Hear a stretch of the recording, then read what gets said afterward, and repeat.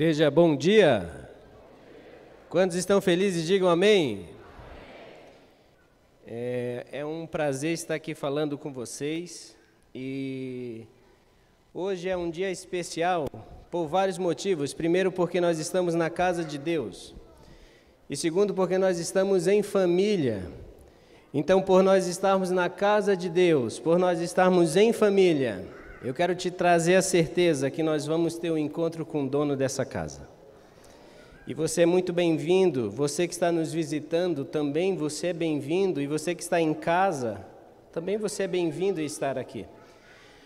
Hoje eu quero falar um pouquinho sobre a vida, já que é algo que todos nós estamos inseridos, já que é algo que muitas vezes nós ansiamos tanto e perguntamos-nos: como será que eu estou vivendo? Será que minha vida é isso mesmo que eu queria?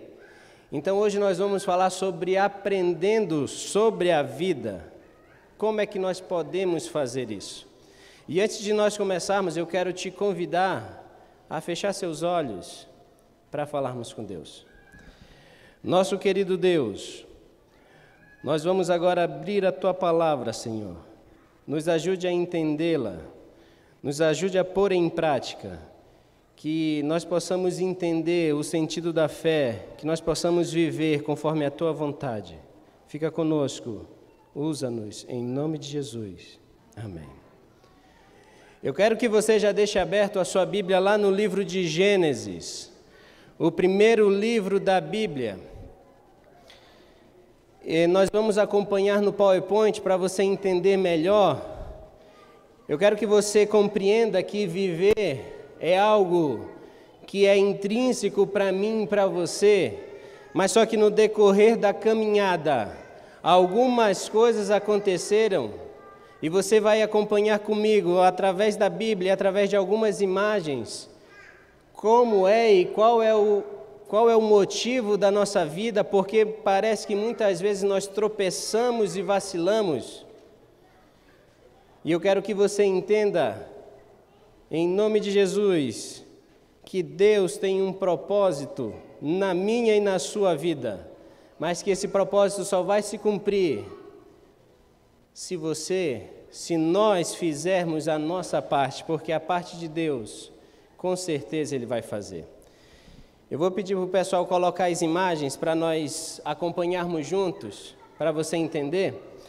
Eu preciso que você compreenda uma coisa: nós, como seres humanos, nós éramos assim, lá em Gênesis, vai lá, Gênesis no capítulo 1, no versículo 31, na minha e na sua Bíblia, diz assim: Deus viu tudo o que havia feito, e eis que era o quê? Muito bom. A história começa contando para mim e para você que Deus decidiu criar, e agora quando Ele termina a criação, aí um pouco antes de criar o ser humano, Ele olha e vê que tudo era o quê? Era bom demais. E por ser bom demais, Ele olha feliz da vida e fala: isso aqui tudo é muito bom. Era tudo perfeito, aromas perfeitos, frutas lindas, vegetais, fauna e flora em total equilíbrio. E agora aquilo agrada a Deus de maneira tão intensa que Ele olha e fala assim: ó, é muito bom. Mas só que quando você vê isso, o tempo vai passando, o momento vai acontecendo, e agora, do pó da terra, no verso 2, no capítulo 2, diz que no pó da terra, Deus decide completar aquilo que já era muito bom. E agora Ele faz uma equação, e agora você que é professor, você entende disso. Ele pega o pó da terra, soma o pó da terra, e junto com um fôlego de vida dá um resultado, e agora juntamente vem e nasce, começa a viver o ser humano. Eu preciso que você compreenda que Deus, Ele faz a vida, mas não é porque Deus faz a vida, eu e você estamos vivendo, porque talvez Eu e você, em alguns momentos, deixamos de viver e passamos a sobreviver. E eu te mostro isso porque quando Deus criou o mundo, quando Deus criou a vida, tudo era perfeito, em harmonia, em equilíbrio. E quando Ele viu que era muito bom, Ele colocou homem e mulher para cuidar daquele jardim. Mas sabe, querido, aquilo que era perfeito, algo aconteceu. Toda vez que você pega o conceito de perfeição, você vai ver que quando Deus criou o ser humano, Ele não apenas colocou e fez um boneco, não. Ele se preocupou com todas as coisas, se preocupou com células, e agora cada célula vai formar tecido, sistema, órgãos. Tudo perfeito, tudo precisava de equilíbrio para acontecer. E agora, Deus ele vê que aquilo era tão complexo que agora ele forma sistemas, porque não era somente um boneco de barro, não. É perfeito demais, é interessante demais para ser simples. E agora ele faz de mim e de você algo complexo, cheio de sistemas, cheio de interação, em que um depende do outro, em que o equilíbrio é algo que precisa existir intrinsecamente e extrinsecamente. Mas só que isso, eu e você, nós já sabemos. A história vem contando para mim e para você que nós temos equilíbrio, e a fisiologia vem falando na página 65, num livro chamado Tratado de Fisiologia Médica, do Guyton, dizendo que nós temos um negócio no nosso organismo chamado homeostasia, que quer dizer equilíbrio, ou seja, nós precisamos estar, tudo precisa funcionar de maneira equilibrada.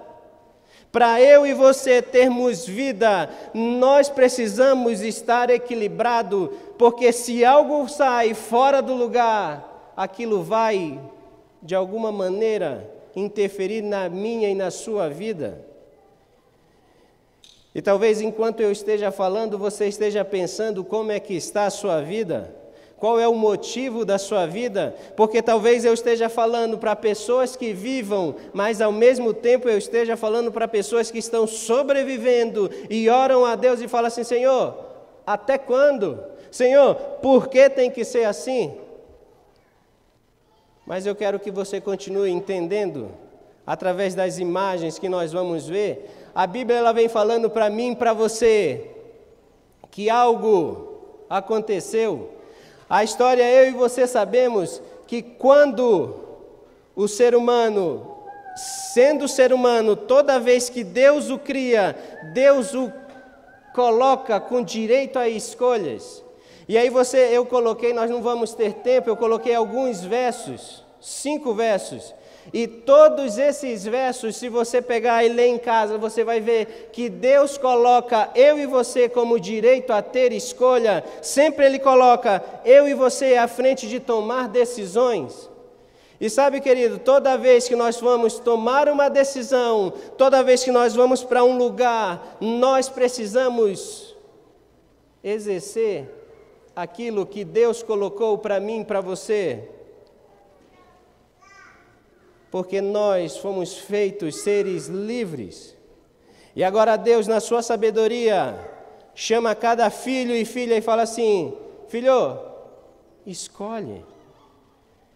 E eu e você somos feitos de escolhas, e as nossas escolhas determinam para onde nós vamos. E agora Deus chega para mim e para você e fala assim: filho, quer ser feliz? E é claro que eu e você queremos. Mas eu te pergunto, e agora raciocina: se você fomos criados por Deus, se Deus me ama e Deus te ama, se Deus quer que você e eu sejamos felizes, por que muitas vezes nós não somos? Deus, o dono do universo, o dono do mundo, chega e fala: filho, eu fiz você para ser feliz. Por que não?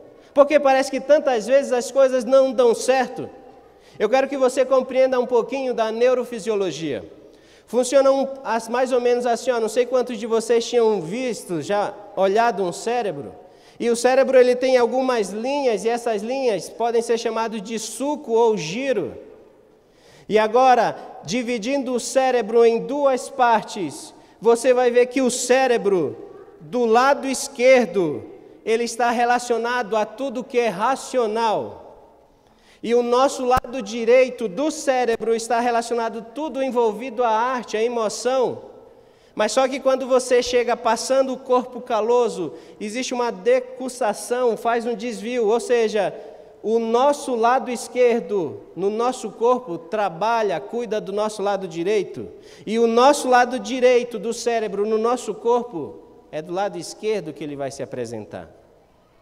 E Deus, sabendo disso, Ele coloca no nosso corpo uma estrutura, mas só que quando o pecado entrou, quando Eva disse sim, comeu, deu para Adão, aquilo que era funcional deixou de ser funcional, e agora o erro começa a acontecer, e aquilo que era funcional se transforma em algo desregulado. E sabe por que isso acontece?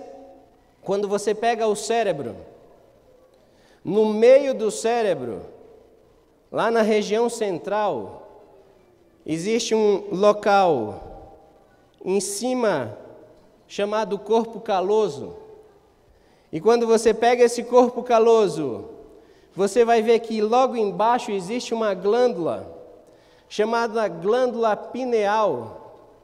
Parece indiferente, mas só que ela nos seus 120 miligramas de peso, ocupando o espaço de entre 5 milímetros a 5 centímetros, ela fica lá no meio por um motivo especial. E eu preciso que você entenda essa questão da vida, porque você precisa compreender que essa glândula que Deus colocou, toda vez que Deus ele vem falando para mim e para você na Bíblia, através de coração, filho meu, dá-me o teu coração, toda vez que Jesus ele fala, e a Bíblia vem nos dizendo sobre coração, na maioria dessas é referente à mente, e agora Deus criou no cérebro, sabendo que o homem tinha ido longe demais, coloca uma estrutura mínima, que a partir de 1950 começou a ser estudada, e descobriu-se das poucas coisas que é algo cronobiológico.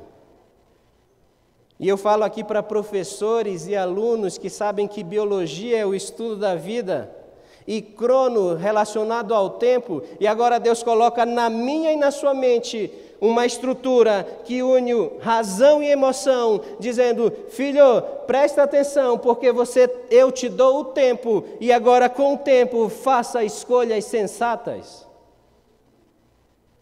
É uma estrutura pequena, que é conhecida em vários lugares, que muitas pessoas falam dela, mas a questão é que essa estrutura, talvez de maneira, foi apenas algo que apareceu para unir lado direito e esquerdo, ela fica na ponte, e essa ponte, biblicamente, algo acontece. Abra sua Bíblia no livro de João, no capítulo 14, vai lá. Leia comigo, livro de João, capítulo 14,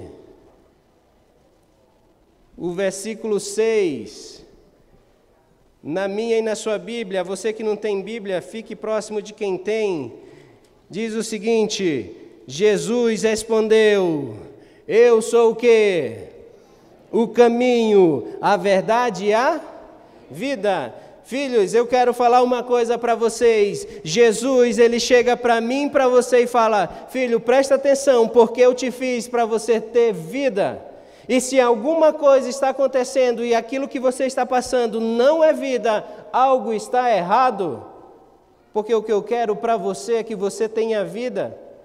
E sabe, meu querido, toda vez que você entende isso, você vai entender dois fatores de um filósofo, pensador, chamado Arthur Schopenhauer. E agora ele chega, sabendo que o ser humano passou a ser disfuncional, quer tudo, a toda hora, estar bem, ser alguém, ser visto, ser notado.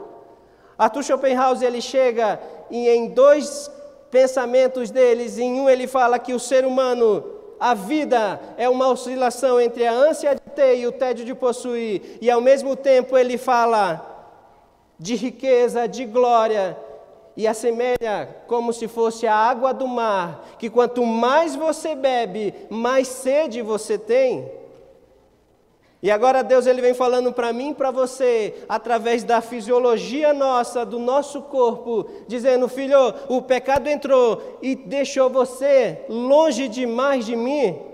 Mas presta atenção, porque eu sou o caminho, eu sou a verdade e eu sou a vida. Mas às vezes nós não entendemos. E às vezes nós questionamos a Deus e falamos assim: Senhor, como? Sabe, querido, talvez você que está aí sentado ou você que está em casa, você esteja se perguntando: Senhor, como é que eu faço? O que eu mais quero é viver, é ser feliz. A Bíblia ela vem contando uma história. E das poucas vezes que a Bíblia mostra que Jesus não fazia nada além de observar. Jesus ele chega em um local e ele não faz um milagre. Ele não fala um discurso, não. Ele não multiplica pães e peixes, nada disso. Ele apenas observa. E sabe, quando Jesus observa alguma coisa, Ele está dizendo para mim e para você: filho, eu observo para ver o que você está fazendo, para ver como é que você está procedendo. E quando você abre tua Bíblia, lá no livro de Marcos, vai lá, livro de Marcos, é uma das poucas vezes que Jesus, ele observa, e agora quando ele observa, ele vem ensinar algo para mim e para você. Marcos no capítulo 12, lá no finalzinho, a partir do versículo 41, a história vem falando sobre uma viúva. Talvez você, e possível que você já ouviu várias vezes pessoas falando sobre esta viúva. Mas eu quero tirar uma lição das várias lições que podemos tirar, e eu quero te convidar a ler comigo lá a partir do versículo 41 do capítulo 12 de Marcos, e lá diz assim: sentado diante da carta de oferta, Jesus fazia o quê? Observava como o povo lançava ali o dinheiro. Ora, muitos ricos depositavam grandes quantias. Vindo, porém, uma viúva pobre, lançou 2 pequeninas moedas correspondentes a 1 quadrante. E chamando os seus discípulos, Jesus disse: em verdade lhe digo que esta viúva pobre lançou na caixa de ofertas mais do que todos os ofertantes, porque todos eles deram daquilo que lhe sobrava. Ela, porém, da sua pobreza deu tudo o que possuía e todo o seu sustento. Eu quero que você entenda, e talvez você já ouviu essa história em algum sermão de mordomia, e é válido, mas só que eu não quero te falar aqui de dinheiro, não. A história conta, e se você pegar como era a cultura da época, lá no templo ficava mais ou menos de 12 a 13 gasófilos, que era como se fosse um balde grandão, e agora ao lado de cada gasófilo ficava um sacerdote lá. E agora cada pessoa chegava e colocava a sua oferta. E agora imagina você, possivelmente fazia barulho, porque devia ser algo de metal, e agora todo mundo olhava. E além de todo mundo olhar, a pessoa, o sacerdote que estava lá do lado, ele também olhava.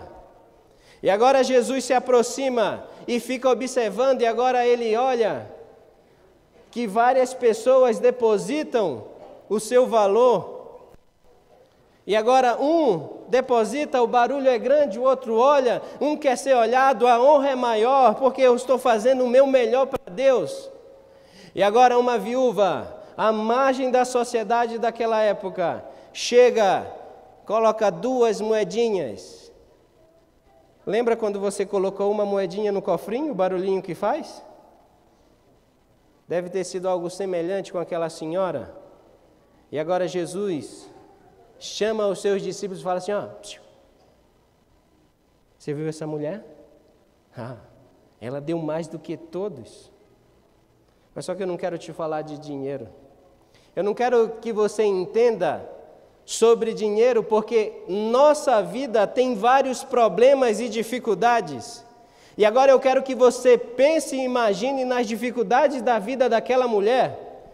Primeiro, era uma mulher. Segundo, viúva, sozinha. E a Bíblia fala para mim e para você que ela tinha dado tudo o que ela tinha. Talvez eu esteja falando para alguém aqui que reclama de tudo e de todos. E agora ora para Deus e fala assim, Senhor, por que eu tenho que passar por isso? Sabe, querido, eu não estou dizendo que você não deve almejar, que você não deve sonhar, mas Deus, Ele sabe o motivo que você está, aonde você está, na hora que você está e por que você está lá. Deus sabe. Mas às vezes nós não entendemos, e agora por nós não entender, nós nos colocamos em uma situação difícil, colocada por nós mesmos, e perguntamos, Senhor, por quê? Mas talvez você não entendeu, talvez você ainda não compreendeu. Sabe o que é isso aí? Uma pedra? Quem acha que é uma pedra? Essa pedra ela está no Museu do Banco Central.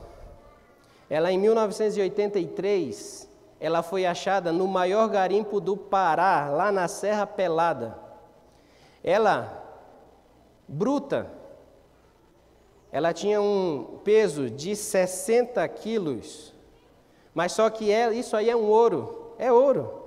E talvez quando você olhou, você não deu valor nenhum. E você falou, o que eu quero com essa pedra imensa? Mas só que quando você pega o processo de tratar, de purificar o ouro ele precisa de fogo. Mas só que você tem que ter cuidado, porque se o ouro for colocado em uma temperatura muito grande, acima do tempo que é permitido, você perde. E ao invés de purificar, mas só que quando você faz na medida certa, no momento certo, na temperatura certa, aquela pedra, ela fica brilhosa, bonita e valiosa. Mas só que às vezes nós somos complicados, olhamos o exterior e perdemos a essência do que está lá dentro. Queremos mais quando o que precisamos está na nossa frente ou do nosso lado. Buscamos além quando aqui podemos achar aquilo que tantos buscamos, porque estamos na ânsia de ter e no tédio de possuir, mais bebemos, mais sede temos, e agora Deus pergunta para mim e para você, filho, por quê? Eu quero que você entenda a história de uma viúva que não tinha dinheiro, não tinha com quem contar, mas ainda assim ela estava contente. Por isso ela deu tudo. Ainda não compreendeu? Vou te dar mais um exemplo. Quando você pega a sua Bíblia, Deus ele vem falando para mim e para você que Ele fez um milagre na estrada de Damasco. Uma pessoa, um homem que era super inteligente, agora, que antes perseguia, agora passa a ser perseguido, que antes era uma maldição, agora passa a ser uma bênção. E agora esse homem, ele escreve para mim e para você, lá no livro de Filipenses. Agora ele vai agradecer a estadia que teve. Agora ele vai chegar para aquelas pessoas de Filipe e vai falar algo, mas só que as palavras deles não se calaram naquele lugar. Fala para mim e para você hoje. E às vezes nós não compreendemos. E agora é como se Paulo estivesse explicando a história da viúva para mim e para você. E lá no capítulo 4, a partir do versículo 11, Paulo, ele vem falando, leia a sua Bíblia, volte seu olhar para a Bíblia, capítulo 4, no versículo 11, ele diz o seguinte, digo isto não porque esteja necessitado, porque eu fiz o quê? Aprendi a viver contente em toda e qualquer situação. Sei o que é passar necessidade e sei também o que é ter em abundância. Aprendi o segredo de toda e qualquer circunstância, tanto de estar alimentado como de ter fome, tanto de ter em abundância como de passar necessidade. E ele termina dizendo que tudo posso naquele que me... Entendeu a história da viúva? Mulher pobre, sozinha, passava dificuldade, talvez não comia todas as vezes, talvez suas roupas não eram das melhores, mas ela aprendeu a, naquela situação, estar contente com o que ela tinha. Quer aprender a viver? Seja contente, seja agradecido. Felicidade não é um sentimento, felicidade é uma escolha que, independente do que eu tenha, como eu estou, aonde eu vou, eu escolho ser feliz porque eu sou agradecido, porque Deus me deu aquilo que eu preciso. Porque Deus, assim como Ele veste e cuida dos animaizinhos, dos passarinhos, dos lírios, será que Ele não vai cuidar de mim e de você? Por que tanta preocupação? Por que tantas perguntas? Por que tantos questionamentos e inquietações quando Deus ele vem falando para mim e para você, filho?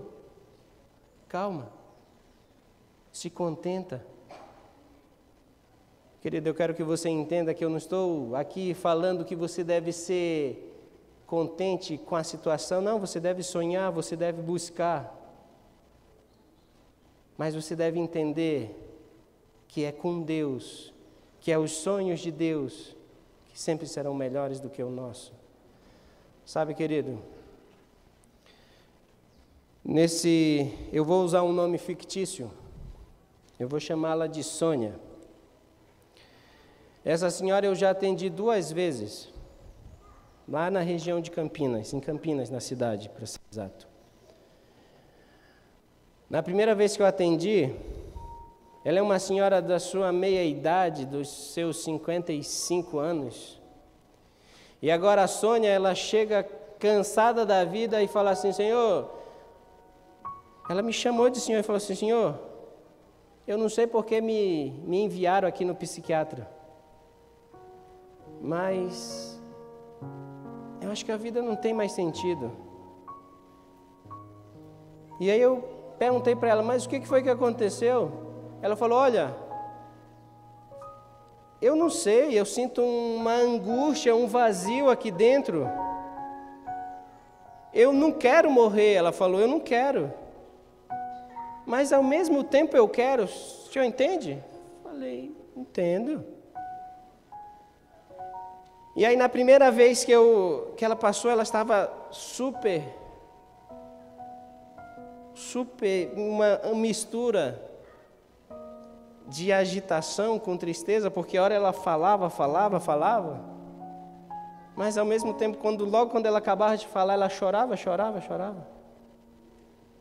E eu falei, filha, como é que estão as coisas em casa? Ela falou, minha casa, não tenho vida em casa. Eu falei, mas por quê?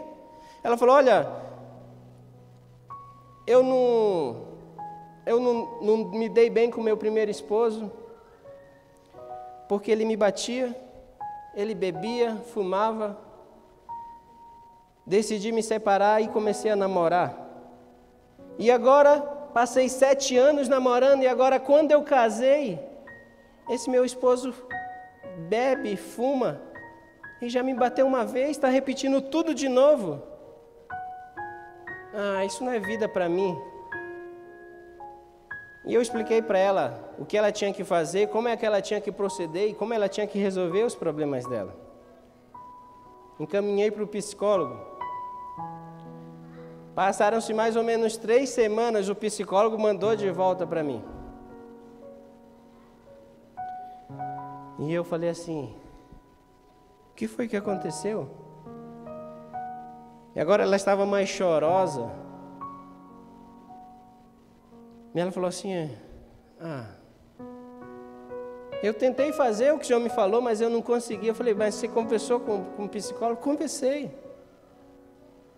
Falei, você resolveu os seus problemas?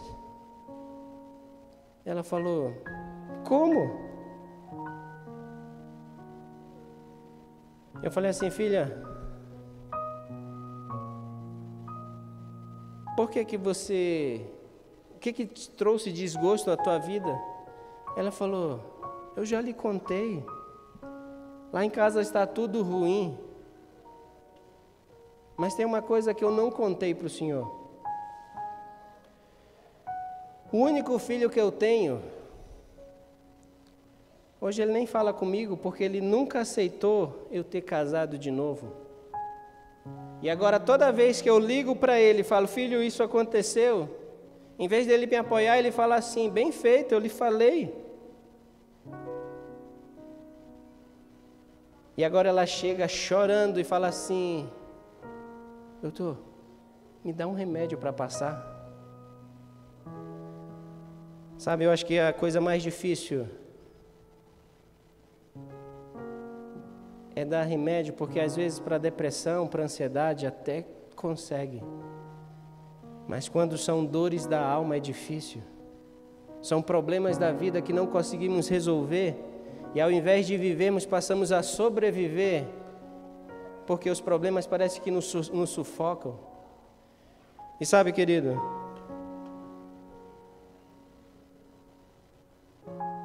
Paulo, entendendo as dificuldades da vida, entendendo como ele já tinha passado por tudo, dificuldades, provações, problemas, ele fala para mim e para você assim: filhão, filha, presta atenção, porque você vai ter problemas. Não pense você que quando você casa a vida é um mar de rosas, não. Ora, um vai estar chateado com o outro, mas aprende a viver. Ah, filho, não pensa que no trabalho vai ser tudo bem só porque você acabou a faculdade, chegou ao doutorado. Não, vai ter problemas.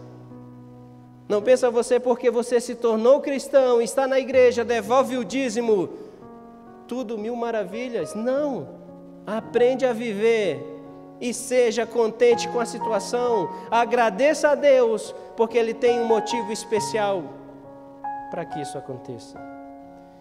E agora Paulo, é como se ele chegasse para mim e para você falando: filho, filha, tudo posso naquele que me fortalece. Sabe quando os problemas estão difíceis? Não é remédio que trata, não é as fugas da vida, mas o segredo é: tudo posso naquele que me fortalece. Sabe, querido, Deus nunca vai fazer o impossível por você. Na verdade, o impossível Ele faz, Ele nunca vai fazer o possível por você. E esse impossível, na maioria das vezes, é a menor parte, porque na maior parte das vezes nós podemos fazer as coisas por nós. Nesse momento nós vamos cantar juntos uma música. É Deus convidando você, todo momento Deus Ele chega para você. Isaías 1, 18 e 19 diz: vinde depois e arrazoemos. Mateus 11, 28 diz o quê? Vem. Hebreus 3, Hebreus 4, vem hoje. E agora Jesus Ele fala para mim e para você: filho, você está com problema? Eu posso te fortalecer. Mas aprenda uma coisa: muitos dos teus problemas você consegue resolver, mas tem que estar do meu lado. Por isso, eu quero te dizer uma coisa: enquanto nós cantarmos juntos essa música, eu quero te convidar a aceitar Jesus e dizer assim: Senhor, resolva minha vida, me ajude a ser contente e agradecido, porque o Senhor me deu essa oportunidade, e aprenda a viver como você está. Jesus te convida: vinde às águas. Está cansado? Vinde. Está com medo? Vem. Enquanto a música é cantada, eu queria te convidar a você aceitar Jesus e dizer assim: Senhor, eu vou.